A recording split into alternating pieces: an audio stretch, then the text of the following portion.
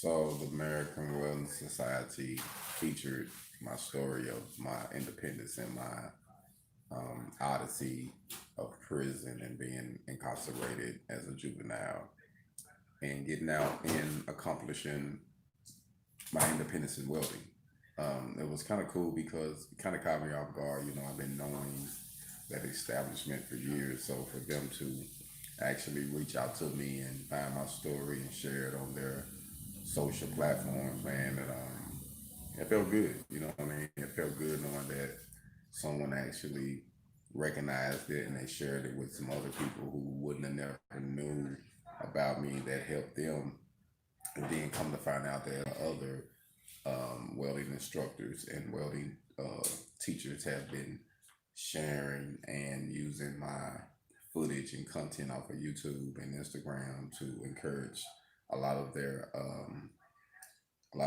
students. And a few of them inboxed me and said that a lot of their students are um, African American, Native American, and Spanish American, and it's hard for him. A lot of the teachers are white Americans, and they said a lot of them it's hard for them to really get across to their crowd, to their students, in certain aspects because they haven't walked that life.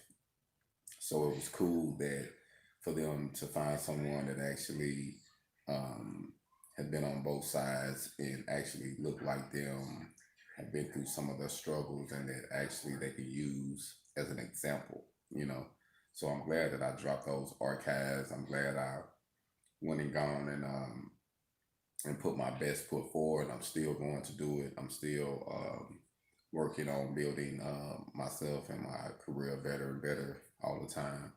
But I'm glad that my struggle, my odyssey, my journey is being publicized for those who need to see someone actually make it, coming out of prison, coming out of poverty, being a African American, Black Native American, that could actually use the system to further his education. You know, that took advantage of it because a lot of people do time and they just do time.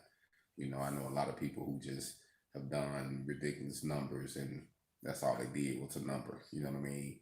And in order for you to really take advantage of that time or take advantage of that situation you're in, you have to learn all you can. So for those who have asked me what's the best advice I can give anyone is to learn and to utilize the situation you're in, no matter what situation it is. Utilize it, learn from it, embrace it, embrace that pain, embrace that uncomfort of going through it, that oppression that you have to go through. You know, but if you keep pushing, you can get there. And if you want to be a welder, you know, I just want to say that you don't have to do things the traditional way. You don't have to have a GED. You don't have to graduate high school. You don't have to go to college, and you most definitely don't have to get in debt to do this.